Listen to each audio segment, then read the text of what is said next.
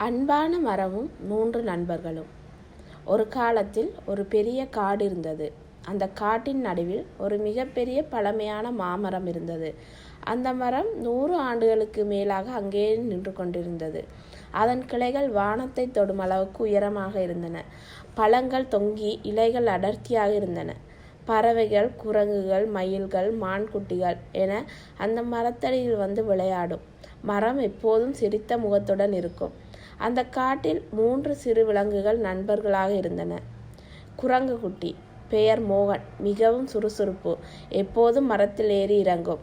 மயில்குட்டி, பெயர் மல்லிகை, அழகான இறகுகள், ஆனால் கொஞ்சம் பயந்த சுபாவம். மான்குட்டி, பெயர் மணி, வேகமாக ஓடும், ஆனால் மிகவும் உதவி செய்யும் இதயம் கொண்டவன். இந்த 3 நண்பர்களும் தினமும் மாமரத்தடியில் சந்திப்பார்கள். மாமரம் அவர்களுக்கு பழங்கள் கொடுக்கும், கதை சொல்லும். குழந்தைகளே, வாழ்க்கையில் எப்போதும் நல்லதை நினைத்தால் நல்லதே நடக்கும் என்று சொல்லும். ஒரு நாள் பெரிய புயல் வந்தது. மின்னல், இடி, மழை. காடு முழுவதும் அழிவு. பல மரங்கள் விழுந்தன. நம்ம மாமரம் புயலில் ஆட்டம் கண்டது. ஒரு பெரிய கிளை உடைந்து விழுந்தது.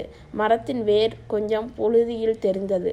மரம் வலி தாங்க முடியாமல், ஐயோ, என் கிளை, என் இலைகள் என்று அழுதது. 3 நண்பர்களும் புயல் நின்ற பிறகு ஓடி வந்தனர். மரத்தை பார்த்து மிகவும் வருத்தப்பட்டனர். மோகன் குரங்கு சொன்னான், நாம் என்ன செய்யலாம்? நான் ஏறி கிளைகளை சரி செய்ய முயற்சி செய்கிறேன். ஆனால் அவன் சோம்பலால் சரியாக முயற்சி செய்யவில்லை. கொஞ்ச நேரத்தில் சோர்ந்து இது முடியாது என உட்கார்ந்தான். மல்லிகை மயில் சொன்னாள், நான் அழகாக பாடி மரத்தை சந்தோஷப்படுத்துகிறேன். ஆனால் அவள் பாடினாலும் மரம் வலியால் கேட்கவில்லை. மல்லிகை பயந்து என்னால் முடியவில்லை என்று அழுதாள். மணி மான் அமைதியாக நின்று யோசித்தான். நாம் 3 பேரும் சேர்ந்தால்தான் முடியும், தனியே யாராலும் இல்லை. மணி சொன்னான், முதலில் மரத்துக்கு தண்ணீர் வேண்டும். வேர் வறண்டு போயிருக்கிறது. அவன் ஓடி ஓடி காட்டின் ஆற்றுக்கு சென்று தன் கொம்புகளில் தண்ணீரை நிரப்பி அவன் வாயில் கொண்டு வந்தான். மரத்தடியில் ஊற்றினான். மோகன் பார்த்து சொன்னான், நான் மேலே ஏறி உடைந்த கிளைகளை கட்டி விடுகிறேன். இப்போது அவன் உண்மையாக முயற்சி செய்தான். கொஞ்சம் கொஞ்சமாக கயிறு போல கொடிகளை கொண்டு வந்து கட்டினான். மல்லிகை சொன்னாள், நான் என் இறகுகளால் காற்று வீசி மரத்தை ஆறுதல் படுத்துகிறேன். அவள் அழகான இறகுகளை விரித்து மெதுவாக ஆடினாள். குளிர்ந்த காற்று மரத்துக்கு நல்லது செய்தது. 3 நாட்கள் இப்படியே உழைத்தார்கள். மரம் கொஞ்சம் கொஞ்சமாக புது இலைகள் விட ஆரம்பித்தது. புது கிளைகள் முளைத்தன. பழங்கள் திரும்பி வர ஆரம்பித்தது. 5வது நாள் மரம் பேச ஆரம்பித்தது.